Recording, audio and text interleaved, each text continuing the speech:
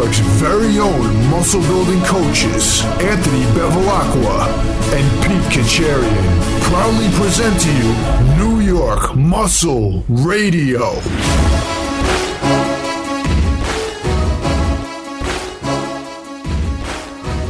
What's up, guys? New York Muscle Radio, episode number 143, Fitness Chiropractics. In today's episode, we discuss the importance of chiropractics and fitness. We have on Vijay from Bodybuilding Nerds Radio to help us learn how to fit joint mobilization into your routine. If you're a new listener, welcome to the best muscle building, fat burning, fitness radio network ever. It's your host, Anthony Bevilacqua, alongside my co-host, Big Pete Kacharian.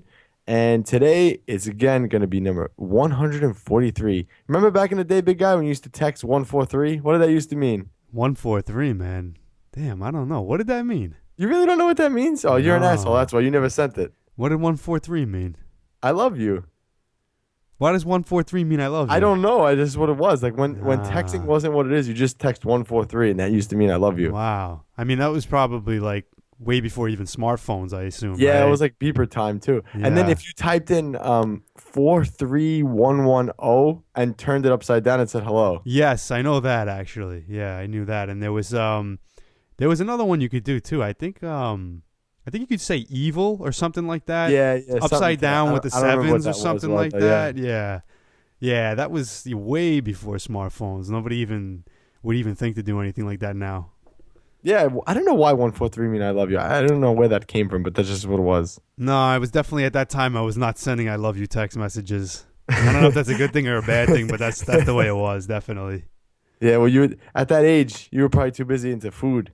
I don't know what age would that have been. How old were you? To be honest, I don't even remember. Yeah, I'm gonna assume that's probably like, I don't know, like 2003, maybe 2004. I want to Google it, but my computer will freeze. Yeah, I don't know, but that's definitely way after like ASL on AOL chat rooms, right? Oh my god! See, I know that. Yeah, because that's creepy. Because you were definitely that guy that went into all the chat rooms. Hey man, that's how ASL. you would meet people in the chat rooms. ASL. If you guys don't know what it is, Google that. Oh my god! Remember AIM? Yeah. AOL Instant Messenger. Remember actually at one point we had to log on with dial-up. Yeah. Ma, get off the phone. Yeah. Like, Ma, can I go on AIM right now? Is it okay? Like, no, I'm waiting for a phone call. You know, we never really had money growing up. I had nothing. So we used to have like the free internet. I had like net zero. Okay. Yeah. But AOL was like $15 a month or something like that, and we just never had it. So I would have to log on to the free one. I would always get kicked off. And then remember Napster and LimeWire? Oh my god, dude! When I downloaded Napster for the first time, I'll tell you, I remember my first song I ever downloaded, I ever pirated off of Napster was Nelly. Which one? Damn, which one was Hot it? In. Yeah, what was the name of that song? Hot in Here? It's getting... No. What was his Country Grammar. Yes, Country Grammar. Yeah, that was the first one. And I'll tell you a true story. It took me 2.5 hours to download that song. And that was only because that was the only download that didn't crash. Like you would download a bunch of them, and then like halfway through they would just stop downloading. Dude, isn't it insane that like fast forward like not even 10 years later and you could stream a song live from the internet or get it on your phone in a second? Like, isn't that nuts when you think about it? It was, man. But the funny thing about that was that's when I was using dial-up, and then when I got broadband, I was downloading like 500 songs at a time on Napster.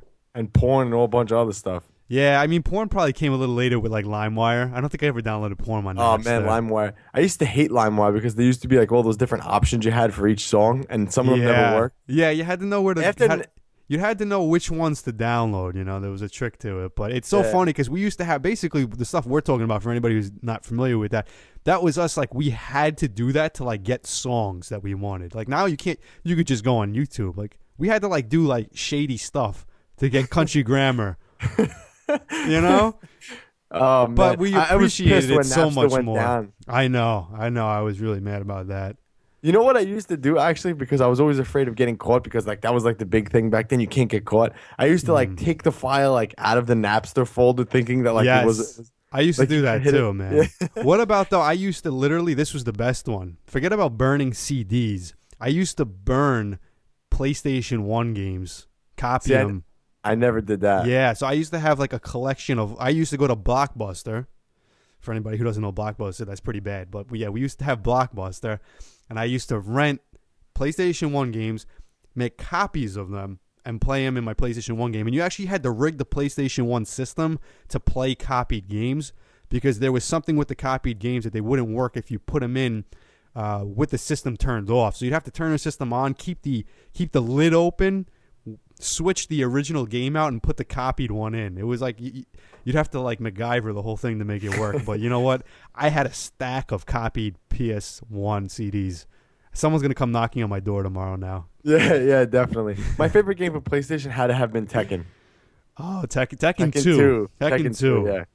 Wow. I don't even know how we got this far down into this. I don't know, man. Guys, if you're still listening, this is the best fitness radio network. And actually, I'm super proud because we had just launched a new podcast, the Barbell and Bikini Show. And the Bikini and Barbell Show. I keep always getting it mixed up. I don't know why. But yeah, super excited for that. I think the first episode went over well. And just excited for the growth of this network, man. Super excited. I mean, I can't wait till launch what's next. It's funny because I was about to say these intros now, when you have to describe exactly what we are when you say New York Muscle Radio, they're just getting longer and longer and longer because we're adding more and more to it. So it's good stuff.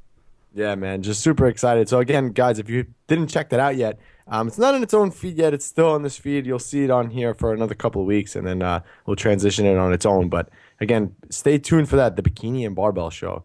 And I thought it went over well. We got some good reviews with that. So yeah, I think the female audience will definitely appreciate it because like I said, we have a ton of female listeners, and the stuff we talk about on here is definitely, it's useful for everybody. But the females, there's a few different things that we don't really cover too much that I think a whole nother podcast will work well with that. So females is definitely different topics we could get into, which we're going to have some really good ones coming up. We're starting with the basics, and then we're going to build on that.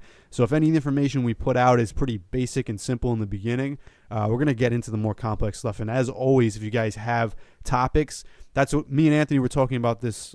We've spoken about this a bunch of times. Anything you guys want, we'll put out there for you. We might not get to it right away, but if you guys give us topic ideas, I promise at some point we'll get to it. So any topic ideas, send it to us. We'll get to it. Yeah. The other thing, too, is I have to, it's still, when you record another podcast, especially since we have a new third host on there, my sister, who, did really well for first one. She was really nervous and stuff, but she did really well. But it's going to take some time for me getting used to having her on the podcast because I'm a big brother. So, she looks up to me. I don't want to be you, Hey, what's that supposed to mean? A POS. Yeah, it's all right, man. If that's who you are, man, don't hold it back. Yeah, but I have to be a role model. You're a perfect role model, man. You squat like 500-600 pounds. That's all you need to do, man. Yeah, that's it. You're good. That's successful. That excuses everything else. Yeah, exactly. All right, guys. Also, if you haven't subscribed to our YouTube channel, go ahead and do that now. NewYorkMuscleRadio.com/video. Or you can head on over to the YouTube page itself, YouTube.com/ABFitnessTrainer. We've been putting out content daily on there, pretty much. So there's always a video of us doing something, and I can't wait. I don't know if this drops. Yeah, I think after. Okay, so when if you're listening to this, sometime this week we have the first Cooking with Pete episode. And that was hilarious, man. Yeah, guys, that was impromptu. Like we're literally like the stuff we put out there. A lot of times like these YouTubers and people they'll like think of an idea and they'll put it into a YouTube video. It's like, okay, next week we're going to do a cooking video with whoever. When we do videos, guys, you got to understand this. This is how the video works. I'll be cooking, and Anthony will say, "You know what? I'm turning the camera on. Pete, cook for the camera." So that's how we do it. And I think we're just uploading all the raw footage. We're not getting too crazy or creative. We're not trying to be YouTube stars or anything like that. We're just putting out raw content for you guys. And as always, I guess there's some entertainment value in there, whether that's the idea or not. Hopefully, it helps you guys out and you get some value out of it. Yeah, so you can head on over to our page, NewYorkMuscleRadio.com, and click on the video tab, and you'll see all those cool videos there. And head on, make sure you subscribe to that channel because, like I said, we're dropping a lot of information there. And I thought that one was funny, the one we did the impromptu one, but whatever, it is what it is. Again, guys, follow us on Instagram at AB Fitness, Pete's at Jack Fitness, JAKKED Fitness, and our third co-host, who's not on this podcast, but on the other one, you can follow her too. It's Law Bevs, LAUBEVS. And this way you guys can stay in touch with us. It's just cool, I love when people tag me and stuff, even though I hate Instagram and literally I want to delete it every day. I want to I like Facebook. I'm definitely way more active on Facebook, but I think I want to start getting into Twitter. I never got into it, but apparently like Twitter is better than all the other ones. I don't know. You know what's funny? I've actually never used Twitter once in my life. I've never I'm sure that there's definitely use for it, and I think it could be beneficial, but I never really like looking at it. I'm like, Twitter, what's the point of it? I don't get it. I mean, it's one of those things. It's just like when it initially came out, it was like, all right, hey guys, going to the store. Hey guys, bringing my groceries in. Hey guys, cooking my food. Hey guys, going to the gym. People do that on Instagram too. I know it. Yeah, you know what it is. People just, I don't know, man. Me and you, we're not too big on just putting everything out there. I think we like to put what we feel is actually valuable out there, so we look at it a little bit different. But I guess, hey, people want to see the stuff that just whatever, Yeah, I don't know. I'm more active on Facebook, so again, if you guys want to follow me there. But again, either way, as long as we get some interaction with you guys, I always love that when people tag us and stuff, so it's just cool. Yeah. I love when people email us too as well. So if you guys, just when you email us, whatever you got to say is cool. Yeah, just want to say hi. You can do that too. All right, the other thing that I want to talk about, man, we're dropping a new special program. It's our New York Strongest Strength program. It's now live. You can head on over to NewYorkMuscleRadio.com, pick this up. But this is a 12-week DUP style program designed for men and women who are looking to get as strong as possible in 12 weeks. Basically, we took my training program and dissected it down. All the podcasts that we've ever had of all of our guests talking about DUP and programming and powerlifting and anything that you want to get strong, we've incorporated in this routine. And this is definitely going to take you to the next level. Some of our sponsored athletes are using this current program, and they're every week PR, hitting new personal records. So again, guys, this is where you have to be. Yeah, and this is one of those programs where, I'm definitely really excited to put this out because just the amount of information that's required to put this type of program together and to structure it all optimally the way it is just, it's so much information applied into one program. And DUP is one of those concepts where it could definitely, and people even have said this, we've had people on the podcast speak about DUP and explain it. It could get complicated and very hard to understand. You might understand one aspect of it, another area of it, it just gets confusing. It's not as cut and dry as, okay, you want to be strong, lift heavy. It's not something like that. There's so much that goes into it. And I think for a lot of people who are confused about how to put together some type of DUP program, if you get this, you take a look at the program, you use it, and then you read about it and understand it, and you actually do it, you'll understand it again. Because I always say, if you get this knowledge, if you listen to a podcast and somebody explains to you what DUP is, you might know what DUP is, but if you don't actually do it and understand how it works and how your body responds to it, you don't really understand it. So applying that stuff and getting that actual real life experience is something that you'll get with this program, and then you'll really understand it. Plus, you're going to see some serious gains from it, and your progress is just going to go through the roof, especially if you're not doing anything near what this program will do for you. Yeah, well put, my friend. I really have nothing else to add to that. Kind of, well, one of the other things too is you could run this consecutively throughout the year. So again, it's 3-month blocks. You can run it 4 times throughout the year and just constantly make progress. So if you're looking to compete in powerlifting or just looking to get strong or just looking to add muscle, this program is definitely for you. And it'll work for, like we said, men and women. And ladies, if you're listening to the Bikini and Barbell Show, you need to be lifting like a man in order to get a sexy body. Yeah, and we have females using this program too, and the results are exactly what they want.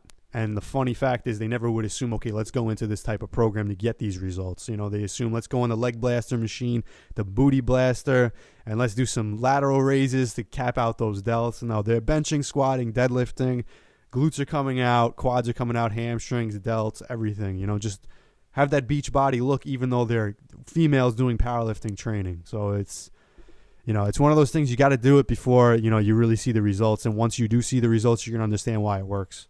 Yeah, so head on over to NewYorkMuscleRadio.com and click on that products tab, and you'll find the 12-week DUP program, the New York Strongest Strength program, live there now.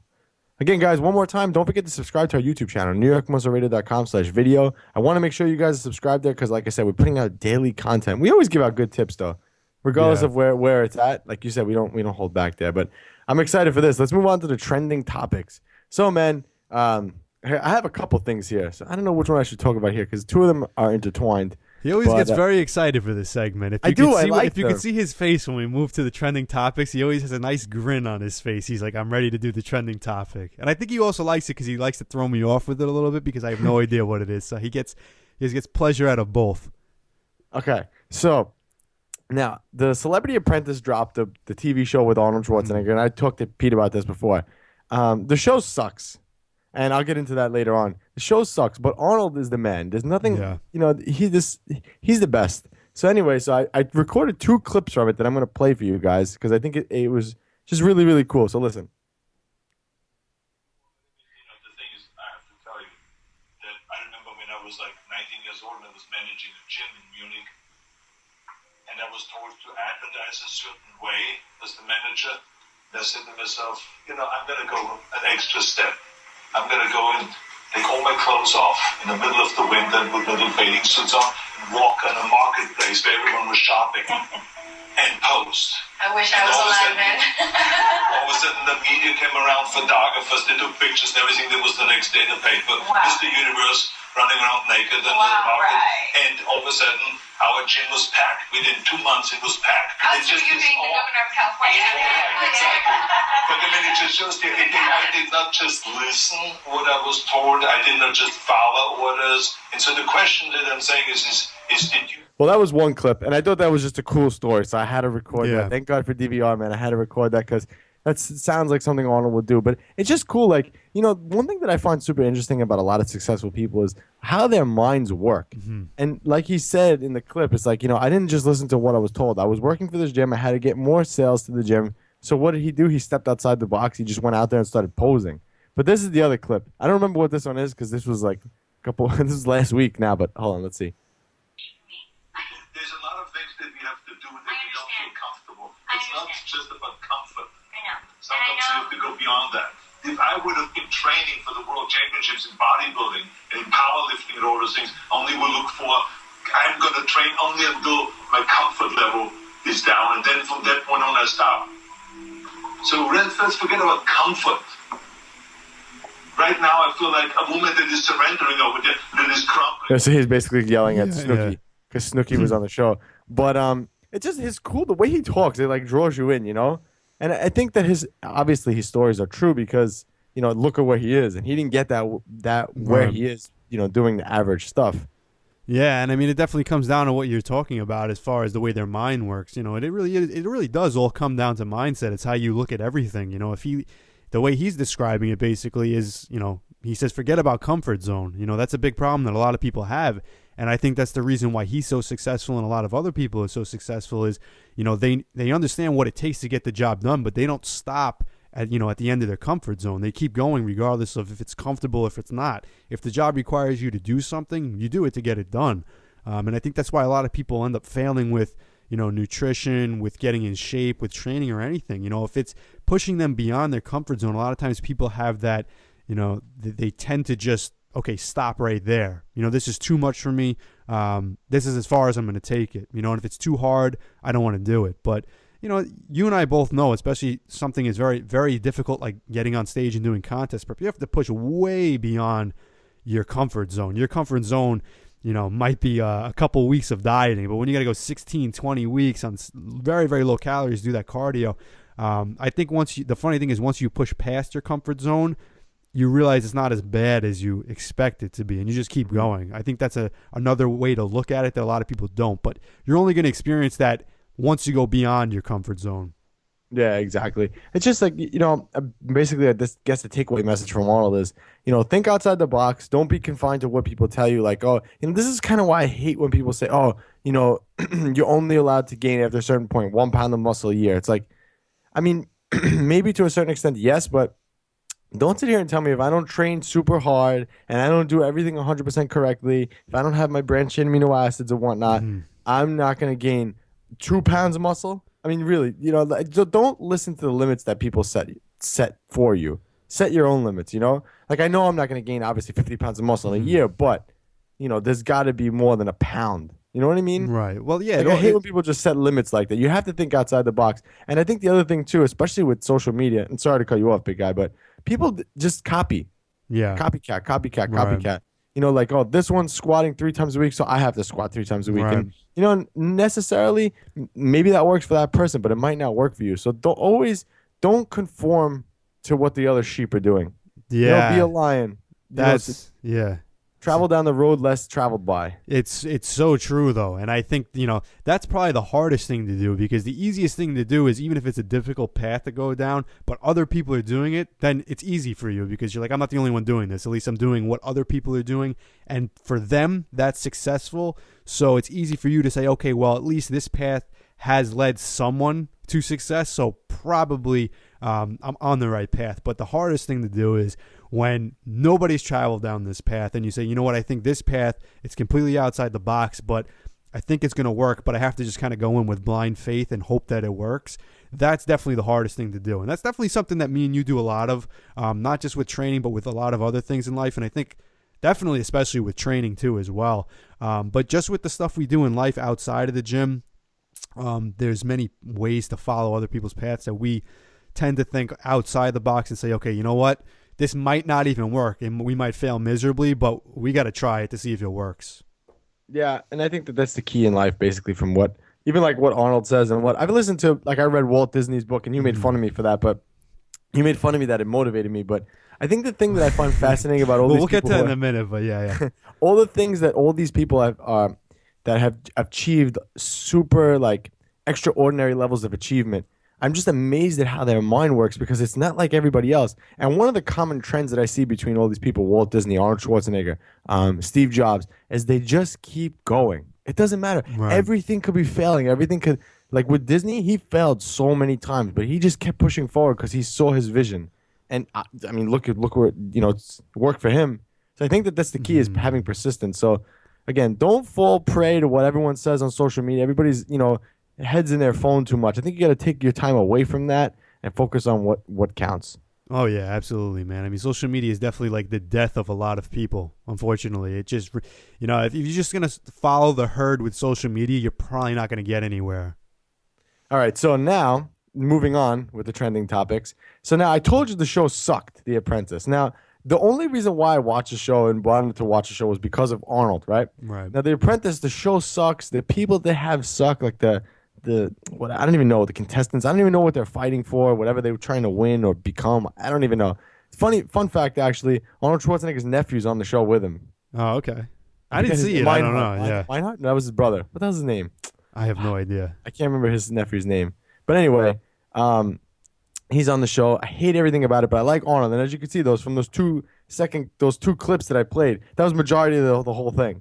Literally, you could fast forward through the whole middle and just listen to Arnold talk. Yeah. But anyway, the ratings came back, and I'll just read this post because our president, Donald Trump, was ripping Arnold because he's the one who hired Arnold to do this, and he was ripping him. He said, "Wow, the ratings are in, and Schwarzenegger got swamped or destroyed by comparison to the ratings machine. So much for being a movie star, and that was the season 1 compared to season 14. Now compare him to my season 1, but who cares? He supported Koch and Hillary because Arnold wouldn't vote for Trump. I didn't know that, actually. Yeah, he wouldn't, and Arnold's a Republican. He wouldn't vote for Trump.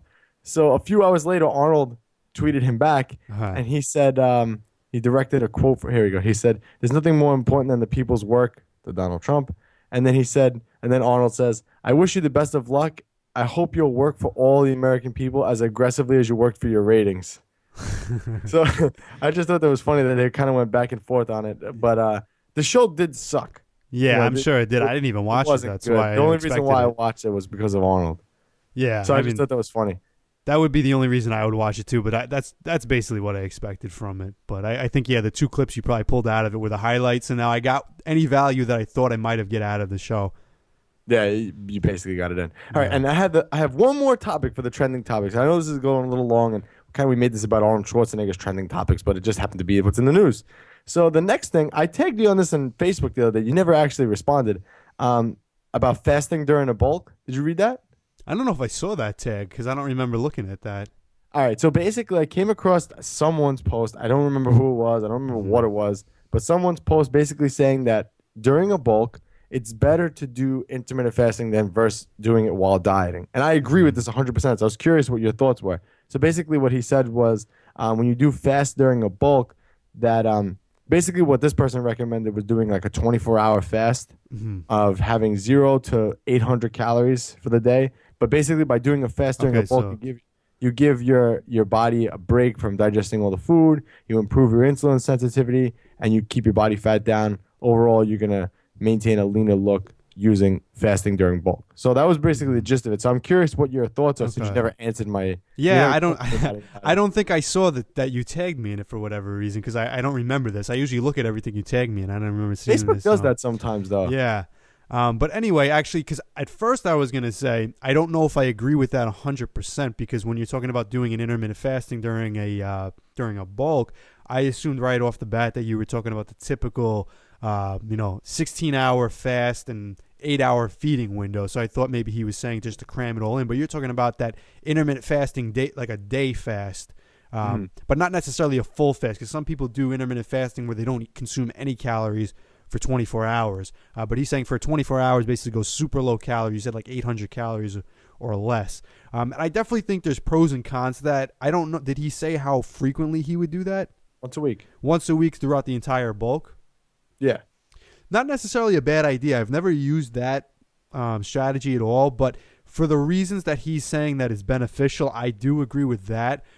Definitely for the two reasons, increasing your insulin sensitivity and definitely increasing your digestion, because the biggest issue, those are the two biggest issues with especially a long bulk. So if you're in like a short phase, moderate bulk where your calories aren't too high, you're definitely, I wouldn't recommend doing it. You're not going to need it. I don't think the benefits are worth doing that type of fasting. But if you're on like a really, really long bulk and an extended bulk at a very high calorie level, so if it's like you, where you were consuming like 600 carbs a day, which is very high, your insulin sensitivity, you're definitely going to challenge that a little bit, and your insulin sensitivity is going to go down. Having a couple of days even just going lower carb is going to help improve that. But definitely having a day where you're consuming very low calories, I'm assuming those calories are just going to be mostly protein, so you're pretty much not going to have carbs those days. Definitely is going to help with your insulin sensitivity. And I think the other big thing that nobody talks about when bulking is your digestion. It just when you're pounding your body with food constantly throughout the day, especially if you're eating frequently, and you're consuming 4,000 or 5,000 calories a day, that's a lot on your digestive system. And even when you sleep, you're still digesting food, so you never really give it a break. The only way to give it a break is to stop eating, and obviously you can't just not eat for an extended period of time, because that's not going to be beneficial during a bulk. But one day low calorie like that is definitely a good idea. I mean, for everybody, that's going to be a little different. You could do just one day where you kind of just cut the calories down a little bit. It doesn't have to be like super low. You could do one day where you kind of cut back on the carbs. That'll help too. But just overall, digestive system is a part of health. And if your digestive system's not working properly, it doesn't matter how many calories you eat, you're not going to build muscle, or you're not going to build it efficiently, I should say. So you want to keep that in check. And definitely those are two things to always pay attention to during a bulk is, your digestive system and your insulin sensitivity. End rant. Done. Mic down. My mic down. And you drop the mic on the floor. Yeah. Yeah, I agree with you 100%. The only thing that I would argue with you a little bit on is, and I just have to argue with you because I have to, is that if you're bulking, you're bulking. Yeah. I wouldn't say if you're going to stay leaner doing this, you're trying to gain weight, trying to gain muscle. So you're trying to saturate your muscles with the essential aminos they need to grow. So you're going to still want to get your protein in. So, but I agree with the gist of it, Yeah, not for staying lean. You're not going to magically stay leaner during a bulk because one day a week you cut your calories low. If you're in a surplus 6 days out of a week and one day you're in a deficit, you're going to average out in a surplus. So you're not going to lose weight doing that. But the other thing too that I would say, sorry to cut you off again. The other thing that I would say also would be an issue is when you're bulking and when you're trying to really pound down the calories. These are for the guys who are really trying to hammer in the calories. When you fast, your stomach kind of shrinks a little bit. So if you need a lot of calories to actually push the scale, but I'm talking like 4,500, 5,000 calories a day, by eating so much every day, your stomach kind of expands and grows. By taking a whole day off eating or minimizing your calories to around 800, your stomach will actually shrink back down. So then, let's say you do that on a Sunday. Come Monday, you're going to have a hard time getting down all your food. Yeah, that's very true. That'll happen almost instantly, yeah. I mean, for those of you who bulk on 3,500 calories, or just in general, like not high over maintenance, Yeah. It probably won't make a big deal. But for those who are really trying, like an ectomorph, trying to really push their body, that's where you're going to run into trouble. Yeah, you always got to keep those things in check, because especially if you're doing it on a long-term basis, if you're trying to go on a long-term bulk, and you just can't keep putting down those calories because you're so full all the time, definitely have to pay attention to what you're doing and come up with a better strategy so that you could do it long-term, because nothing happens short-term. We all know that. All right, well, we're going to take a short commercial break before we come back with today's topic. And I'm excited that we had Vijay on because he's an interesting guy, man. He does Bodybuilding Nerds Radio. He's a slumlord. He was a chiropractor. I mean, this guy did everything. Hopefully now that we've had both of them on the podcast, they'll learn to review New York Muscle Radio more regularly than what they do, instead of just reviewing their own podcasts, Is that a compliment or a dig? I don't know. But yeah, no, I appreciate, because they definitely shout us out and they do review us. So I appreciate that. Yeah, and hold on. So who do you think is bigger, Scott or VJ? I've never met both of them or seen them in person, so pictures are always deceiving. Because some people might look at pictures of me and you and say I look bigger, others say you look bigger. Scott McNally said big Anthony Bevilacqua and bigger Pete Kacharian. I mean, if he was just talking strictly about biceps, he would be accurate in that statement. Not really, man. You measured your arms today. Yes, my arms actually measured the exact same measurements that yours did. I don't know what number that was. It was 18 something, but you had to start on your measuring tape, and I put it on, and we were exactly the same. Yeah. But again, it's all perspective. I mean, your frame, you're carrying another, I don't know, what you're up 15 pounds heavier than me or so right now. Yeah, I'm like 198, 199. Well, I'm sitting like 185, so you're not that much heavier than me right now, but it's all proportion. So on one person's arm, it looks bigger than the other. So, I don't know. I don't even know their weights to tell you who's bigger or smaller. So big Scott McNally and bigger Vijay Puri? I don't know. We could go with that, and then if we see them in person, then we'll take out the measuring tape. We'll do the measurements. We'll get them on the scale, and we'll say, all right, once and for all, you're bigger, you're smaller, and we got to do the same thing for me and you, because we don't know. We don't know. Your quads are way bigger than mine, though. So I got biceps, you got quads, whatever. I don't know. All right, we'll be right back. But I'll tell you what, when I'm done, my biceps are humongous. Humongous. Like that, bang! My name is Anthony Bevilacqua, and I'm the host of New York Muscle Radio podcast. My arms have been a weak point for years. When I started training, my arms measured 11 inches. Even after many years of hardcore training, nothing would get them to grow. With the help of my co-host, Big Pete, we set out on a mission to gain 1 solid inch to my arms in 12 weeks. In the greatest experiment of all. 12 weeks later, this program finally helped me get 18-inch arms.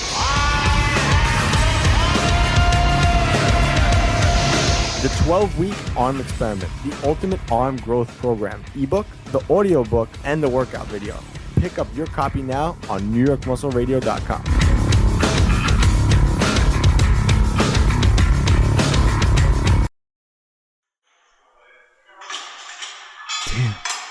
Nice, Pete. What? I saw you checking out that girl's butt. What? I was just checking out her yoga pants. Pete. I was thinking you'd look really good in yoga pants. Uh-huh. I was like trying to check out what brand it was. Like I was looking at her form on deadlifts. They were all messed up. Do you think she has a nicer butt than me? Well, it definitely doesn't look like a pancake. Did you just call my butt a pancake? Well, I mean... What can I do? You gotta try New York Muscle Radio's Glutylicious program. Glutylicious? Yeah, you'll finally get a celebrity booty, like all the other girls following the program. Fine, I'll do it. But don't get jealous when other guys check out my glutylicious ass. Glutylicious, your guide to getting a celebrity booty in 12 weeks. Now available exclusively at NewYorkMuscleRadio.com.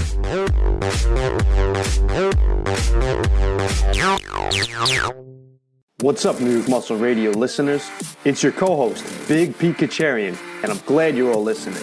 Put down that tilapia and asparagus. Learn how to get bigger, stronger, and leaner eating what you want. Pick up a copy of Cracking the Flexible Dieting Code exclusively at NewYorkMuscleRadio.com. But for now, let's get to the show.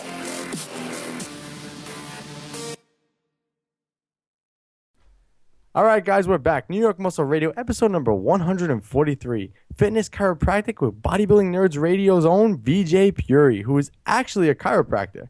So today we're going to be going to discuss the ins and outs of chiropractic use with fitness. And again, the goal of today's podcast is to learn more about joint health and mobility. So, Vijay, welcome back on. You were on here the last time with your co-host. Well, I don't know who's the host and who's the co-host of Bodybuilding Nerds Radio, but last time you're on here with Scott. Today you're flying solo, man. What's going on? Flying solo. I don't even know what to do with myself now. I got no one to rely on except for Pete. I don't think he's going to help me out much here. Yeah. So. Well, I'm over here. I'm actually excited for this topic because this is going to be one where I'm going to learn just as much as everybody else listening because I know nothing about this topic. Right on. Well, but guys, thanks for having me on. This is going to be fun. We review you guys all the time on Bodybuilding Nerds Radio, and we're big fans of yours, and we listen to all your shows. So this is it's kind of weird sitting on this end of things. So wait, so who's the host and who's the co-host here of your show? Honestly, we just share it. But people think I'm the host because I do all the intros, but we kind of just share it. I guess Scott just.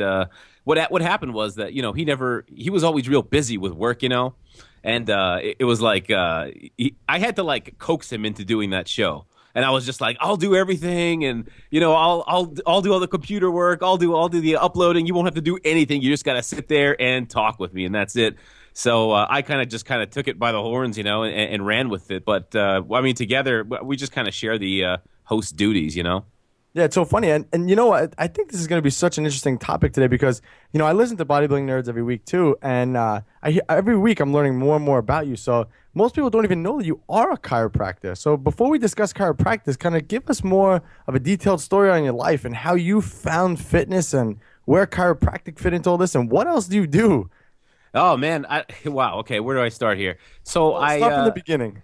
Well, I got into bodybuilding at a very, very young age. I remember watching The Incredible Hulk with Lou Ferrigno, and that was kind of the catalyst, right? That show came out in '77, right? Not to cut you off, I actually just watched it this weekend, during Christmas. It was like on TV. So bad, man. It's so bad. You can't. It's not even watchable by today's standards. It's really not. It's so funny. But man, when you're 6 years old and you see Lou Ferrigno all painted up green, it is like watching an alien on screen, So that was kind of the catalyst that got things moving, and at that point I was pretty much hooked. All it took was Conan the Barbarian, watching that with my dad on TV, and I was hooked. Just hook, line, sinker into bodybuilding. Apart from that, I was always collecting comic books, and everybody in the comic books, they all look like bodybuilders, and fitness people. Yeah. So I actually wanted to start training like as early as I could, but my parents didn't actually let me start training until I was 16. So otherwise, I would have started much sooner, But so I started weightlifting, getting into bodybuilding and things, and I actually started lifting for football, and because that was kind of like the gateway drug, right? You start lifting for football, get bigger, stronger, and then what happened was I started growing a lot faster than I was being able to perform at football, right? So my body responded really nicely to training and Pete, it sounds like the opposite of your story there with football. Oh no! What happened with Pete? Well, I'm not really sure what you mean by the opposite. I mean, when I first started weight training, actually. All right, here we go. Now he's gonna make himself sound so great. No, he told the story once on a podcast how he would just wait for the breaks to eat the food during football practice. Oh yeah. Well, no, that was actually when I was way younger. When I was a little kid, my mom put me in soccer, and I was a typical little chubby kid. Didn't want to play soccer and wanted to wait for the break for snack time. That was it. That was the highlight of soccer. Football came much later on. Right. Sorry, I got my big Pete facts confused. But go ahead, Vijay. Yeah, so no, I started training, and I loved the lifting weights and the response to training a lot more than I loved football. I still ended up being pretty good on the field. I ended up getting some scholarship opportunities to some Canadian universities, and actually an invite over to Wayne State University to play in Detroit here. So surprisingly, it's just coincidental that I live here now, right? So, but you were from Canada originally, then. That's right, Ottawa, Canada. Yep. It's funny how chiropractic kind of all played into all this. It's going to sound a little silly, but you guys know Franco Columbu, right? Yes, Arnold's lifting partner. Well, I was watching Pumping Iron, and then it got me really interested in Franco because I thought, hey, I'm kind of shorter. I'm not 6'2" like Arnold. There's no way I can look like him. Maybe I can look like Franco. So I just got enamored with Franco Columbu. And then I found out, during the what was it, the 77 strongman contest, where he broke his leg. I found out he was a chiropractor, and I was just, and that was like my gateway drug into chiropractic. I was just like, holy shit, what's chiropractic? And then coincidentally, I ended up hurting my knee on the football field. And it was not just one incident, it was like more of a chronic thing looking back. And I was just like, well, I don't want any injections. I'm fucking 16 years old, 17 years old. I don't need any cortisone injections right now. This is kind of silly, let me take this chiropractic route, see what this is all about. So I went to go get treated, and within like 3 visits, I was like 100%, and it blew my mind. And I just knew that it was something that I think I needed to learn, So did they actually? So I'm just curious with chiropractic, because I've been there before, and I keep cutting you off, but I have like so many questions that are rolling through my mind. So with chiropractic, so you hurt your knee. They didn't actually adjust your knee, right? No, not at all. What it is, and a lot of times in football, with football injuries, it rarely is it your knee. If it's your knee, it's usually an ACL injury, or a meniscus type injury. Mm-hmm. But when someone starts like limping around and getting chronic knee pains or even ankle pains, usually I would say 9 times out of 10, you're looking at a lower lumbar or sacroiliac, pelvic tilt issue from, being just from wear and tear, essentially. We're in the gym, on the field, always being in that squatter, being explosive out of that squatter stance. You know what I'm talking about, the 3-point stance. Just chronic wear and tear, man, on your body. Even at that young age, it just puts you in an awkward position, and you need to be explosive out of that, and your body's just not used to that, and you end up with weird nagging pains, and so I ended up getting my lower lumbars and my hips adjusted correctly, and man, it was like I was like a new body, and knee was fine, So I was kind of like, it was like magic back then. I couldn't believe it, but that's what kind of drove my direction from there on out, So where did you end up going to school for chiropractic, and how did you end up in Detroit? Because it's a long way from Canada. And why Detroit? Well, I mean, I went to school even further away from Canada. I went to school at Palmer College of Chiropractic in Davenport, Iowa. Nothing out there in Iowa, man. I tell you, it was creepy. I remember driving into town, into like where the school was, and it was nothing but fucking cornfields. And I'm looking at my parents like, where are you taking me? Why am I doing this? This is retarded. And the first building I see is this big white building with a sign that says Whitey's on it. I'm already fucking freaked out, right? I'm like, holy shit, I'm a brown guy going to Iowa. I bet there's no other brown people here. I bet there's all kinds of racist people all over the place. And the first building I see is a Whitey's, which turned out to be just an ice cream place, which was awesome, by the way. Phenomenal ice cream over there. But yeah, Davenport, Iowa. That's where I ended up going to college it was about 5 years altogether for me. Nice. And then did you own a practice? Did you go right into owning your own practice? Yeah. You know what? I think the Bodybuilding Nerds Radio fans who are going to listen to this want to know more about BJ. So let's find that story out right now, because you're like Pete. I have to like pull things out of you. Yeah. Well, oh gosh, you're going to bore them to death. I ended up. So when I graduated, I ended up. I think if I remember correctly, it was 10 trimesters, right? So you go kind of all year long. You get 2 weeks in between each trimester, and the workload is tremendous. It's 32 credit hours per trimester. And there's 10 trimesters, I believe. So, it takes, if you were just going to go into it like all in without any breaks or anything, you're looking at about just under 4 years altogether. But I took a slow track right away because I was a bodybuilder, and I was like, fucking 32 credit hours. Are you kidding me? No way. I need to train. I was competing at the time. I was like, I can't put competing on hold. Bodybuilding was too important to me at that age, And so I ended up, that's why it took me closer to a little bit over 5 years to graduate, because my first 2 years were just slow track. I was just slow tracking it, And yeah, so I ended up, I actually, straight out of school, I ended up working. I ended up buying a really, really small practice. Essentially, I was just buying, patients, essentially. It was a really tiny practice inside of another building with 3 other doctors. And they were all like in their 60s. And here I am, this 25-year-old kid, practicing. And what I really wanted to do was, sports sports chiropractic, kind of what got me into it, the whole, adjusting young football players or wrestlers or whatever it was, even bodybuilders if I could get my hands on them. But I was in a practice in like Moline, Illinois, which is part of the Quad Cities where Davenport is in Iowa, Mm-hmm. And so I worked there for about a year before I ended up seeing an opportunity at a sports injury type clinic, which was for sale. So I ended up actually purchasing that, and that was in Clinton, Iowa, a year later. And I ended up practicing there for about, I think it was like 4 years or so. So you're not an actively practicing chiropractor now, right? No, I haven't actually practiced in quite a long time. Probably like 4 years now, 5 years? No, 4 years.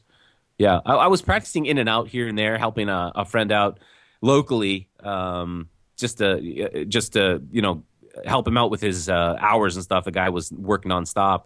But other than that, not really. No, no practice. I'll practice on my wife on the couch, and that's about it. I'll have friends. I'll have friends come over, and then I used to throw them on. I sold my bench, my chiropractic bench. I used to just have it at my office here, but I was just never using it. I'd see friends here now and then. I'd bring Scott over here and torture him with some ART work. And I'd never see him again. So that's why he started talking to you via Skype, right? Yeah, exactly. So yeah, I just kind of fell out of it for several reasons altogether. I ended up selling my practice and making my way into real estate instead. But just because I kind of saw the writing on the wall with how chiropractic was going, the oversaturation, the business models were changing so much by the time I had graduated. It was like, it was not something I really even wanted to be part of, sad as that is, $200,000 later. Yeah. But at least you have all that knowledge now. Yeah. I was able to use the knowledge for like one fun thing that was really cool in the state that I worked in was that, I was able to help patients with dieting and get paid for it. Right. Oh, cool. So at the same time, I was like, what was it? 2006, I think 2006. And so that's about the time where I went pro, and I'm using air quotes, pro as far as coaching goes, because I was able to charge patients for, diet manipulation and how they should be eating to lose body fat or to lose weight or whatever it was. So I just ended up doing the same thing with athletes that were interested in coming to see me for contest prep or whatever it was. So that was one of the benefits of being a chiropractor in that state at that time. So I kind of have like a dumb question. So because you're a chiropractor, you can manipulate other people, but can you actually adjust yourself? No, and that's an excellent question because I fucking fight with that all the time. I will literally, as I'm sitting here in this chair, I have a sacrum that's rotated, and I'm like trying to figure out the best way I can adjust myself.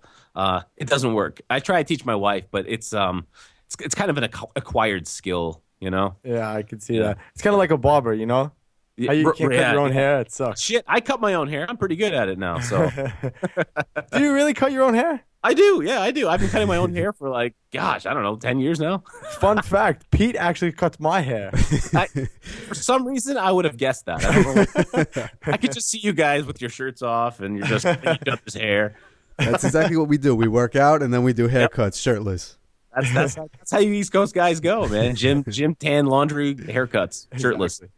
So, BJ, what actually happens when getting a chiropractic adjustment? So what happens to the joint? Let's go through kind of like the stages here. So let's say you had someone come in for the first time. What exactly is going to happen besides after the assessment, obviously? Yeah, you do an assessment. And to be honest, a lot of these assessments are just a bunch of bullshit. Like, like they'll do an assessment. If you ever go to a chiropractor and you're doing an assessment and he charges you all kinds of money just for the assessment and the x-rays and then tells you to come back later after he's done his analysis, that's a bunch of horseshit. There's no reason why he can't decide right then and there, with his given knowledge and given the information about you and your spine and your symptoms and your diagnosis and your prognosis. It should be a fucking knee-jerk reaction. You know what I mean? Yeah. So if you ever see anyone like that, think twice. But no. So I would a patient would come in. I do an assessment. Do my orthopedic exams on him, try to figure out what's happening. And, I would just go in and really, it's all about range of motion. If you can figure out a sticking point where the range of motion is being hindered, and people think that, oh, you're cracking the one neck, you're cracking the neck, it's scary or whatever. It's not a big deal. You're essentially just, it's like, I'll just use the neck as an example. Okay. You have it's the cervical spine. Mm-hmm. So it's like stacking Legos. okay, on top of one another. You have like essentially like 3 joints on each vertebrae, and they're all kind of, well, I'll just say 3 joints technically because they're the main joints there, true joints anyways, and they're all interconnected as you go up levels all the way up to the skull. What can happen is that, you can get like a wedging between one of the joints, and it ends up throwing the rest of the joints out of alignment. And I'm using that term, loosely. You find out, as you like bend the head left or right and palpate the area, you can, as a chiropractor, you can tell what level is being hindered through range of motion. It's very simple. And whatever range of motion is inhibited, that's usually the area that you need to go in and adjust. And when you adjust that vertebrae, you're essentially just resetting the alignment between the cervical, between the vertebrae above and below. So you're just kind of setting the joint and just getting things back to normal, reducing inflammation, and if there is any kind of nerve inhibition, it is kind of free flowing at that point too. So there's really not that much to it. I mean, the key is finding it, and I think that's really the toughest part. So you're basically just pushing the vertebrae that's out of alignment back into alignment. Yes, and you have to do it quickly. There's no, like, you can't just slow push it. You know what I mean? Like you're benching 315 or something. It's not. It's got to be quick, and it's got to be like a high amplitude type set. Otherwise, forget about it. It's not moving. And this goes all the way down, all the way to the spine. So basically, whenever you get a chiropractic adjustment, they won't. So if I have, let's just say whatever, elbow pain or tendonitis, I've seen this before advertised. That's why I'm asking. So if I have like a tendonitis, they'll say, a chiropractor will say, oh, come in and we could fix that. So technically, they're not going to crack my elbow or my shoulder. It would be just mostly anything from the vertical spine. It depends. It depends what they specialize in. A lot of sports, like I was in a sports clinic, so I was able to do things like soft tissue work, stim, e-stim, ultrasound, that sort of thing, for chronic injuries and for sports injuries and things. So, I mean, if you had like an elbow injury, I wouldn't go to the spine for that. If you have an elbow injury, you've got a fucking elbow injury. It's not, unfortunately, it's not really gonna. 9 times out of 10, it has nothing to do with the spine, right? So, what I would do would examine the area, figure out what's going on. If it was a tendonitis, I'd probably just end up doing some ART type work on it, to be honest with you. A tendonitis is like a chronic thing, so it's not something that just popped up overnight. Mm-hmm. It's something that's taken a long time to develop. So it's something that'll kind of take a long time to kind of correct itself with the proper treatment too, So I actually have a question since you mentioned that. So if you have any type of injuries that might not be directly related to the spine, what type of injuries are those that a chiropractor could kind of go in and work on the spine to fix? I know you said if it's like an elbow issue, that's not something you can fix with the spine, but you mentioned maybe if you're squatting or playing football, your knees might, have issues. So like what kind of injuries are those, or pain or anything like that? Hip and ankle, hip, knee, and ankle are the major ones there. Because your pelvis is basically your anchor as far as weight bearing goes. If that goes out of alignment, or goes into like a torsion of some sort, you can have knee injury, you can have a hip injury, you can have, and when I say injury, I'm just talking about like a chronic type wear and tear that does not feel natural, like it's always hurts. You don't know why. Nothing specific hurts about it. You just know it's aching, at the end of the day or after a workout. So that's kind of it. Say like a pelvic torsion or a lower lumbar torsion, anything that affects the hip, the pelvis in any way is going to affect your hip, knee, or ankle. And the same can be said about the feet. Some people, if they have like really flat feet, they can kind of get like illness kind of up the chain of command. From the feet to the ankle, to the calves, to the knees, all the way up to the hips and low back. Like it could be a foot thing that's actually causing spine issues. You know what I mean? Mm-hmm. So they kind of go back and forth. Other than that, I would think, like a neurological type deficit, where you've got atrophy in one arm or atrophy in a bicep or something that just kind of happened over the, past, 3-4 weeks. There could be some neuromuscular issues there that are going on related to the spine, as far as maybe like a herniation or something, or some sort of impingement where, nerves are not being able to send signal to that muscle belly. You know what I mean? Yeah, absolutely. Yeah. So when I usually start working out, I like to give myself kind of like a self-adjustment, and I use kind of like a foam roller. So I'll lie down on the foam roller the opposite way, like not straight up and down my spine, but the opposite way, and I'll just kind of crack every vertebrae as I go. You think this is necessary and beneficial, especially when moving into heavy weight training? Because I've seen, this seems to be the common thing, especially on Instagram and Facebook. Everybody's using a foam roller before they work out to kind of give themselves self-adjustments. Do you think this is necessary and beneficial or no? I think it's all pretty independent. I don't think that those aren't necessarily adjustments when you feel like the cracking in the spine and stuff. They could be. We wouldn't know unless you had examined you and figured out what was going on. You have, like I said, you've got 3 different true joints per vertebrae. It goes all the way down to your sacrum, your tailbone. So you could have, just like when you crack when you crack your knuckles. You ever pop your knuckles? Yeah. What happens is you have like basically like pressure that builds up within the joint, and when you crack the knuckle, that's the pressure being released. That can happen in any joint, especially in the spine, just because there's 3 articulations there. So your spine is all you're doing is weight bearing all day long. You're standing upright, and so there's a lot of weight bearing coming down and that compressing that spine. So you will get like that pressure buildup within some of those articulations, and when you're doing that foam rolling, you're kind of stretching things out, kind of like when you stretch out your fingers and they pop. Same thing, same kind of deal that you're getting. You're kind of cracking the rib heads and the thoracic spine there. I like foam rolling. I think it's a good idea. I think it helps blood flow into the lumbar spine and into the erector spinae. And if you're heavily doing your compound lifts, your erector spine need to be functional pre-lift. They need to be awake. So I think it's a good idea. Personally, I think foam rolling is a good idea, but not for like actual adjustments. Like I don't think that there's actual adjustments happening there. That's actually interesting because I always thought about that. Because I used to see a chiropractor pretty regularly, I never had any pain or anything, but just figured why not?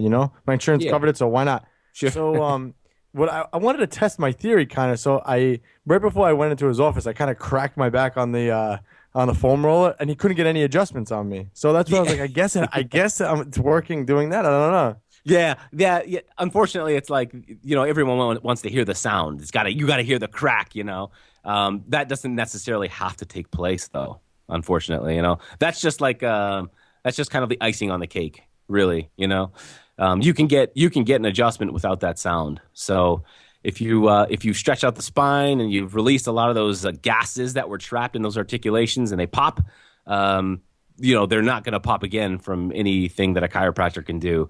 But that doesn't mean that he can't or she can't fix that the joint integrity there. That's a good point. Yeah.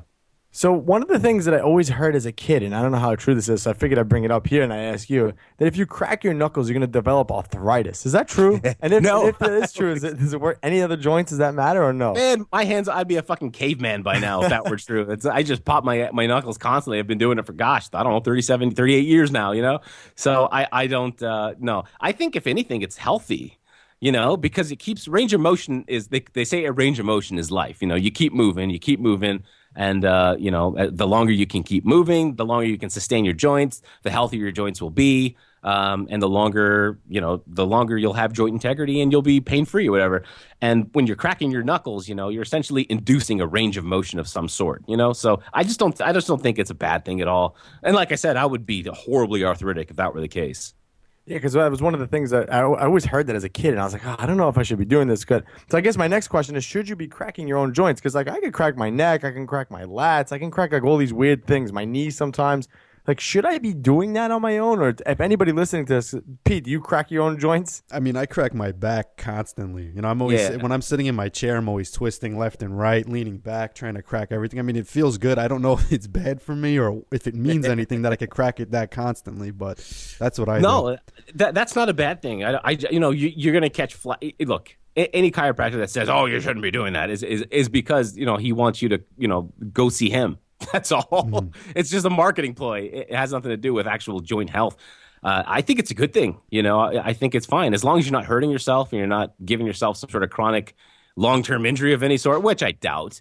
I think it's fine. Like I said, you're releasing those gases that build up, and it feels good. It gives you a little bit of an adrenaline release.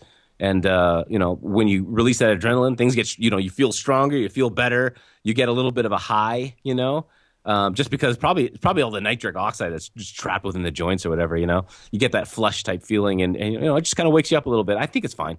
That's my personal belief. I doubt there's any science out there that would say otherwise. It's funny. I'm thinking of all these off the cuff things and everything's like kind of flowing to my mind. I'm having like brain overload right now. I have like 2 questions I want to ask you. So you mentioned like bullshitting with chiropractors. So I've seen other chiropractors use like those stupid guns to crack people. Is that BS? Yeah, man. Honestly, it's BS. To me, it's BS. I don't see how it could possibly work. I come from an old school approach. When I was just graduating from school, some of those things were just starting to come out, like the weird, like the handgun, that is, I don't know what they call it. They called it like a pro adjuster or something. I don't know. Yeah, I think it's for people that are just not talented. It's for people that never really, honed their craft as far as being chiropractors. Chiro, the root of the word chiro, that means hand. That means your hands, right? So if you're not a chiropractor, what are you exactly? It's, what are you using instruments for? You got to be able to use your hands to adjust people. That's half the game. That's half of what the word means, right? So I don't know. I just never. I guess I'm old school like that. I stick to free weights, all the time. I'm old school with my training, and I'm old school with how I adjust people too. But honestly, I just don't think those machines are going to be helpful at all. Some people like them, I think, but I think those are the same people that are really intimidated to get a real adjustment done. Yeah, I agree, because I went to one chiropractor once, and he's like, oh, we're gonna use this gun, and he did all these weird things. I was like, oh, I'm never coming back to you again. What does this gun actually do? I'm not even familiar with it. So I'll let him explain it. It's like a percussive instrument. There's one where they pull a trigger, and it's like I don't know, it gives like a recoil. Like a thrusting recoil, but it's just like a really light thrust. It's like nothing, and it's like a handheld instrument. He puts it on your spine, presses a button, and it goes. And then there's the other one. The other one's it's like electric or something. I don't know. It's got like a compressor or something. It gives multiple taps at once. But that's as far as I know about it. And honestly, man, a lot of those are just marketing ploys. I don't know. They don't do anything for me. And honestly, I don't think they could possibly do the same job as your hands can do. I love that you're not practicing right now, because you're almost like you're throwing the truth at everyone, because there's so many. I hate when people market something that's gimmicky. I hate that. It's like my pet peeve. Oh yeah. So when I hate. That's why I got out of this altogether. I just didn't want to be involved in something like this anymore, man. It's like, chiropractic already had like a big black eye on it anyways. There's a reason why so many medical doctors hate chiropractors. It's because of all the voodoo they want to throw out there, right? I mean, it's just a lot of marketing and shit. And by the time I graduated, it was only ever taking off from there, as far as, the different ploys and the different marketing schemes and the different, ways to practice, they say, and I just, none of that shit made any sense to me. It's a good way to con people out of money. That's for sure. Yeah. But as far as, getting people healthy, I don't know. It's not going to work.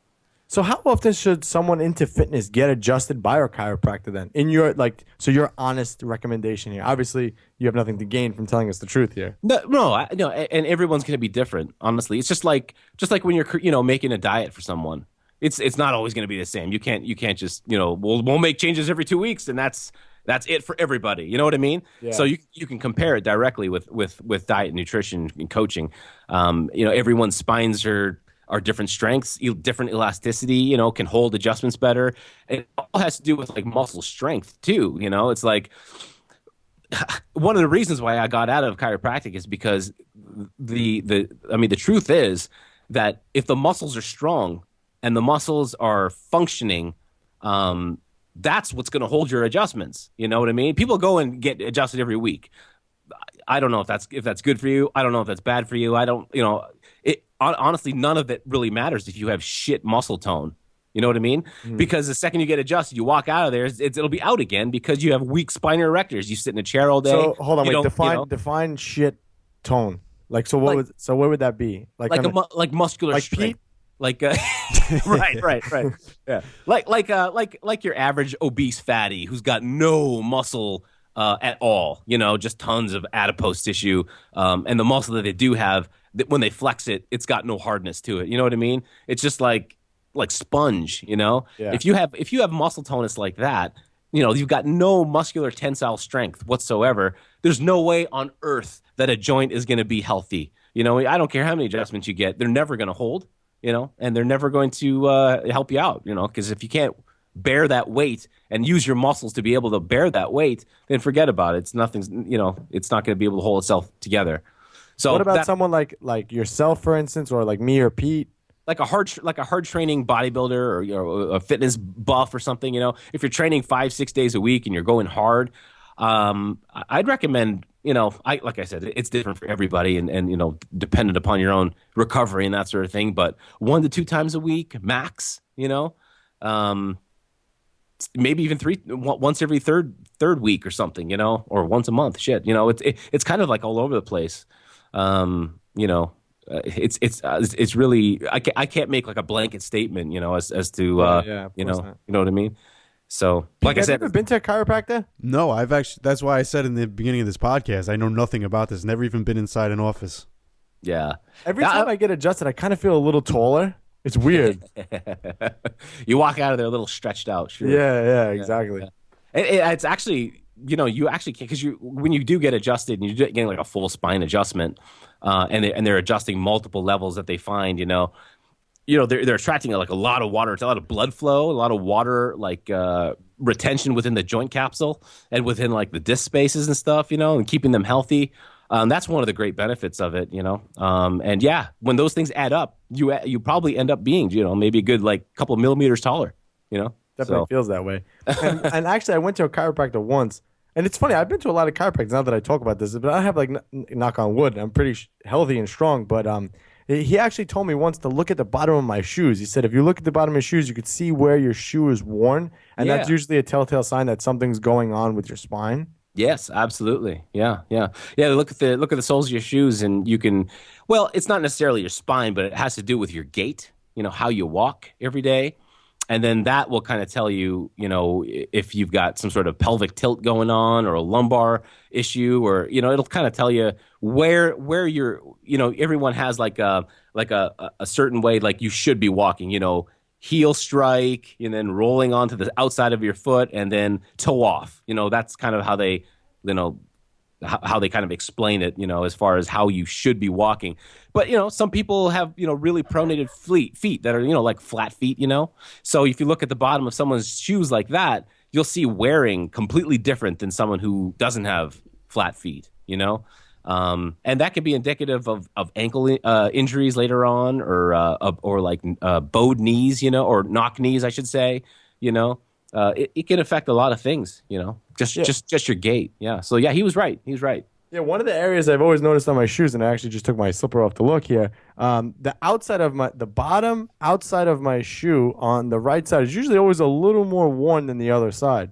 Is that then the inside of the shoe? The outside's a little more worn. Outside, yeah, on the outside. Yeah. That's fine. That's perfectly okay. That's actually the decent. That means you have decent arches in your feet. So what about you, Pete? I have no idea. I would check my shoes, but I don't have them on right now. I'm sure I'm going to go look at them, and it's going to be exactly the opposite of what it's supposed to be. Yeah. See, I have flat feet. I've got no arches whatsoever. So it's like you look at the bottom of my shoes, and they're completely worn out, from every angle. So I don't know. That's not usually a good sign. That probably explains a lot of my knee issues, and hip issues, and it's all intertwined, unfortunately. So we talked about like being shorter and whatnot, and feeling taller after an adjustment. So is there any truth to kind of heavy squatting actually making you a little bit shorter? Because what actually happens to the spine under kind of heavy loads like that? So if I'm squatting with 400 or 500 pounds, there's got to be something happening to my spine there. Yeah, it can make it shorter, but that's if you're lifting at like a really early age before your joint plates have actually fused.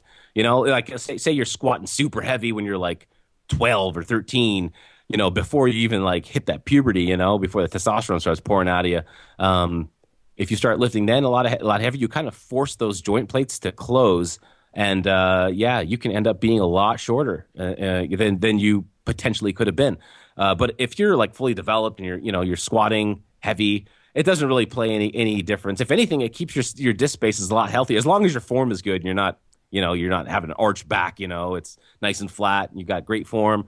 That's one of the best things that you can do for your back altogether. So, and I'm talking about the disc spaces and the joint integrity. So, because kind of a running joke is after you squat, you're always a couple inches shorter. But I would assume, I guess that's from tightness and inflammation within the erectors. Then, yeah.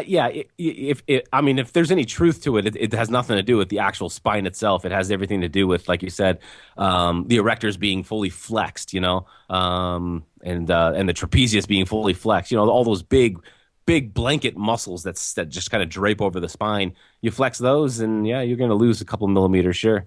But I don't think it'd be funny if you could do like an experiment, with that, and actually just see if people did end up shorter. Well, I'm sure it's like more of a short-term thing anyway. If that's the case, if they're a healthy individual, it's definitely going to be a short-term thing. Oh man, they go to bed, wake up, they'd be just as tall, just as tall as ever. Yeah. Yeah.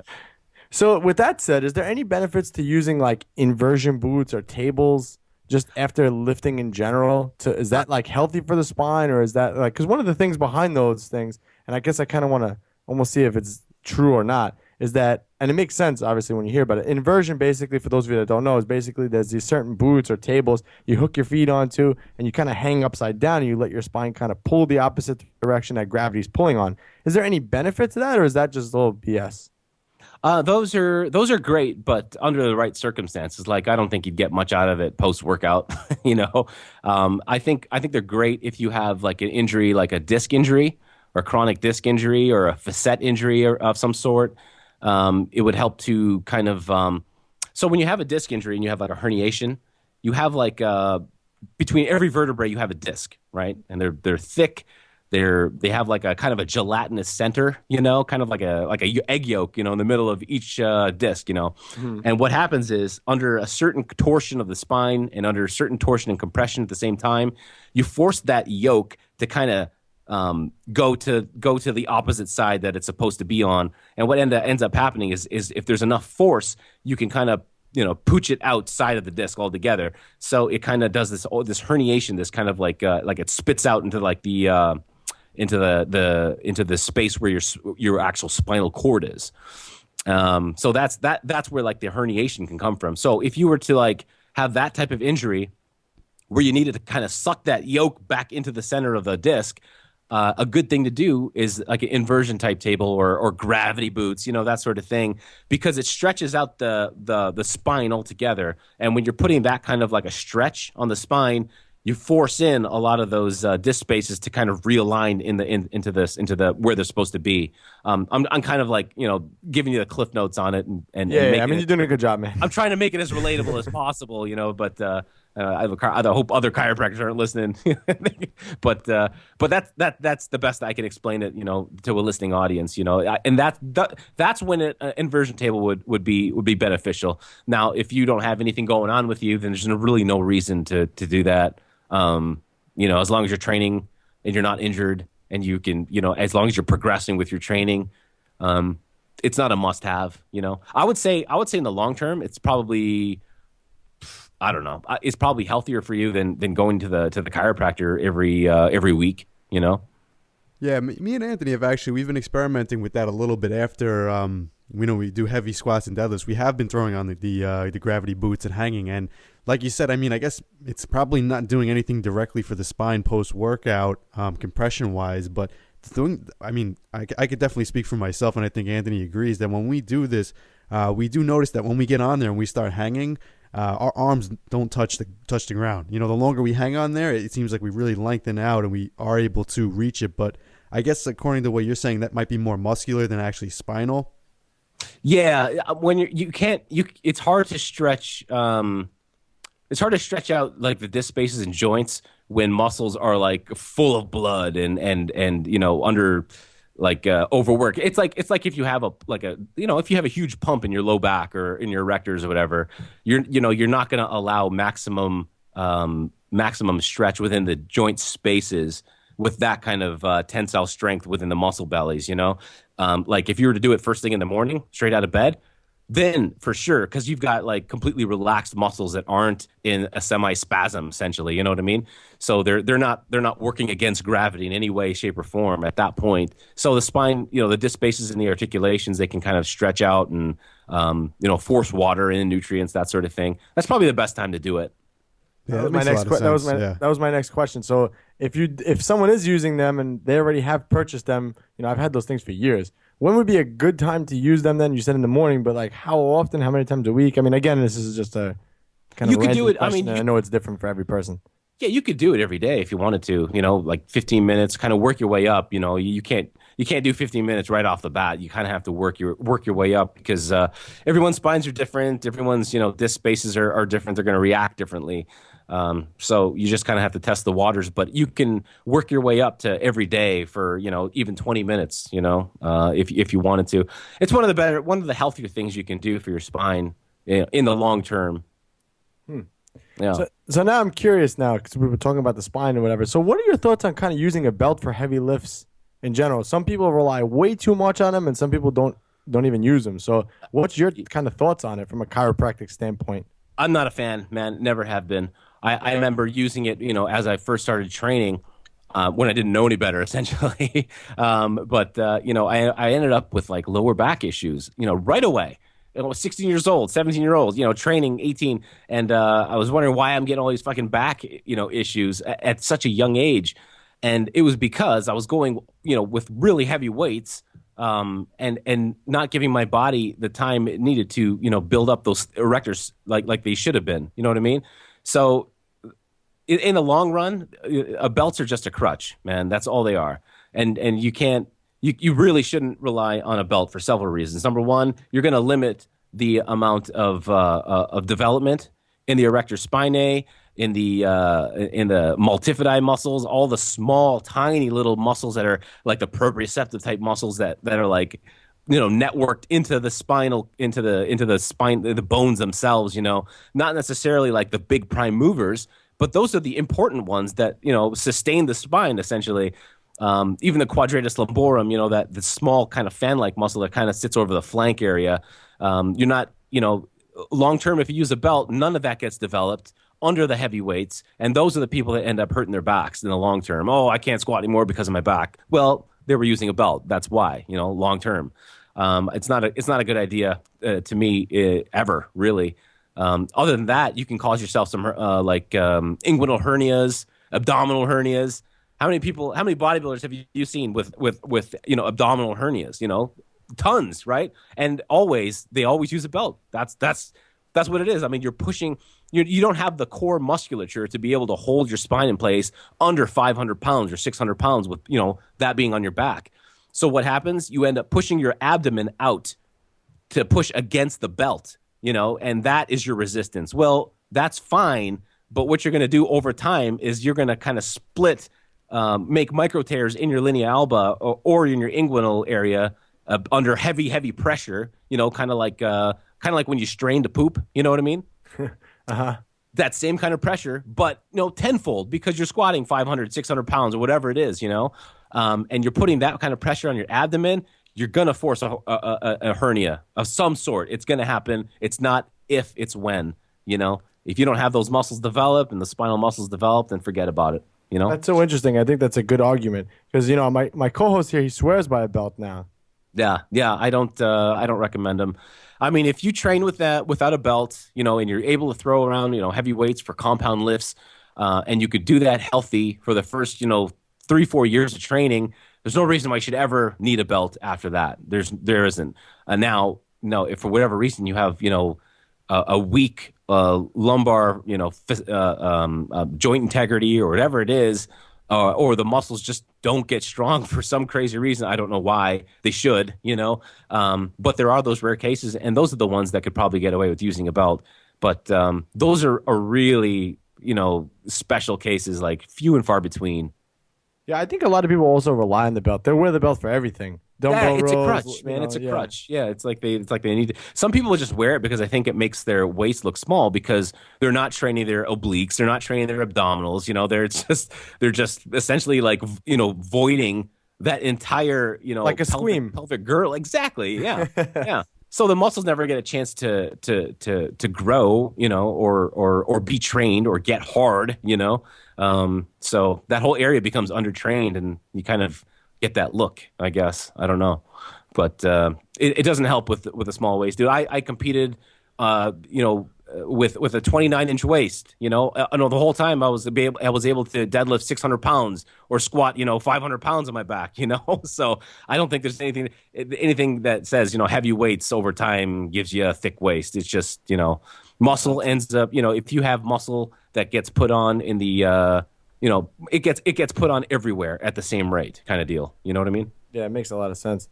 So now I have one more question here, and this is, I think, a good one because based on a lot of things that we're saying, so I think I could kind of draw an answer based on everything I learned from this podcast. But and I'm curious about this, so when some joints and areas on different people seem to just kind of crack on their own, what does that mean? And should that be kind of like a little bit of an alarm for you, kind of like to figure out, okay, something's going on here? Yeah, that's kind of a red flag. Well, what's going on there? It's like if they're just cracking on their own, like consistently without any kind of not forcing it or anything.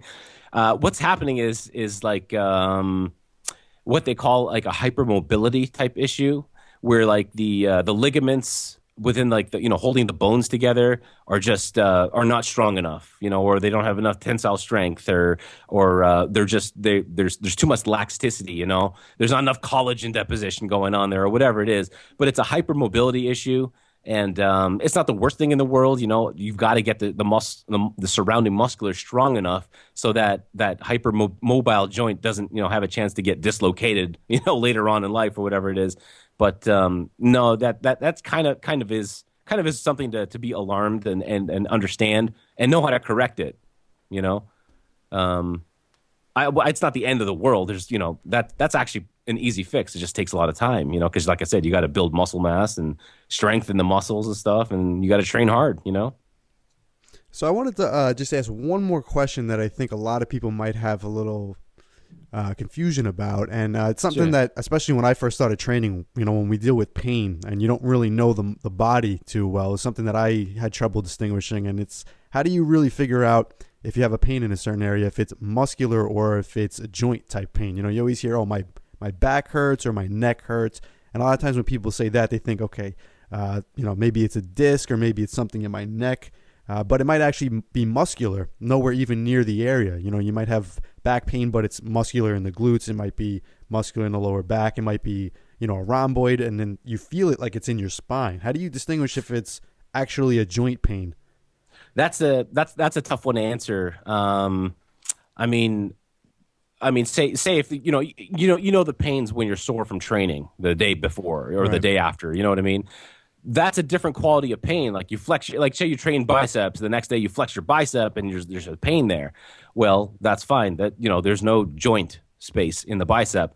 If you're going to have pain, it's going to be in like the shoulder, or it's going to be in the elbow. These hinge joints, or if it's in the spine, you'll know it's a joint pain just because. If you do there's an active range of motion and there's a passive range of motion. Do you understand the difference between the two of those? Yeah. Well, so explain it for those listeners who might not know what that means. So say I'm moving my head. I'm moving my head back and forth, looking up, looking down, looking side to side. That is an active range of motion. You can get pains, you can elicit a pain response by doing that. But that could be muscle or that could be joint. Now, how can you eliminate muscle out of it? You're going to have someone kind of take you through a range of motion without using, your own muscles. So you got to have someone kind of move your head up, move your head down under complete relaxation. And if you're still getting pains with that is, that would tell you that, that's not muscular issue. That is definitely a joint problem. So any kind of a passive range of motion will tell you whether there's joint, if there's joint pain, but that'll kind of tell you, kind of target what's going on exactly, because it takes the muscles out of it altogether. Problem is you need someone to kind of do it for you, Yeah, that's kind of, that's the best way I can kind of narrow it down for you. Other than that, there's point tenderness, that's something too, but I guess you'd get point tenderness with training, if I, you train chest the day after, someone pokes you in the chest, that's point tenderness too, Whereas, if you have point tenderness or swelling over a joint capsule, like over your, like say you have like over your sternum or something, or over your elbow or over your knee or something, that's usually a telltale sign that the issue is definitely joint, because you don't really get swelling. Sometimes you'll get swelling, in a muscle belly, but that's indicative of something else going on. That's probably like a tear or something weird just happened, and you're going to get bruising also. So with joint issues, you hardly ever get bruising. You'll just get a lot of pain, and usually it's kind of sticks to the one little area, and no matter what you do, you can't really get rid of it. You know what I mean? Like you can't massage it out. Every time you move, it's there. That's kind of how you can kind of segregate between a muscular type pain or a joint type pain. A lot of these young lifters, I hate to say it, but it's all muscular pains. Yeah. I think a lot of people jump to the conclusion that it's my back, it's this, it's that. Nah, they're just pussies, is what it is. Pete, didn't I call you that today? You did actually, yes. I was having some muscular pain, and I was called a pussy for it. Oh, there you go. Well, at least you knew. Yeah, exactly. All right, VJ, buddy, thank you so much for coming on. I really think we schooled our listeners into chiropractic and joints and all this other cool stuff, and I think people will think twice about joint pain in general. And I was so happy to learn about chiropractic, because it was always something like I'm kind of passionate about it too, and I was always kind of wondering about it. So I was glad to have you on and do this, man. So where can our listeners find out more about you and obviously everything that you got going on? Well, man, thanks for having me on. And chiropractic is something I never really get a chance to talk about anymore. I always like it. I love it. It's what I did for many years, and it's where I got a lot of my knowledge base from, as far as understanding the body about how the body works, physiology, anatomy. And that kind of always translated and corresponded over to bodybuilding 100%. And then, of course, over on into, physiology and understanding biochemistry and understanding endocrinology and working with clients and hormones and understanding blood work. And, it all kind of, that was the benefit, the real benefit of chiropractic for me. It was kind of the gateway into a bigger picture. So it's something I never really get a chance to really talk about. So I was happy to be able to do it with you boys today. I'm on Bodybuilding Nerds Radio. You can find us at bodybuildingnerds.com. I'm all over Facebook, man. Just look me up, Vijay Puri. I'm easy to find.